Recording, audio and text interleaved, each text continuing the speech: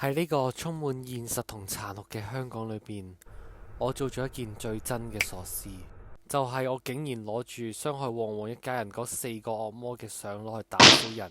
今日係7月18號，我決定攞呢張相去揾阿姐打我哋小人。去嘅過程，我諗緊會唔會因為咁樣令其他人對我嘅好感度變差咗？我係邊個？我係邊？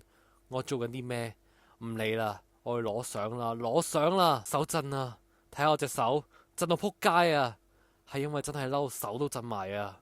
東樹，Let's go，Let's go！抄低晒噶啦，4個人。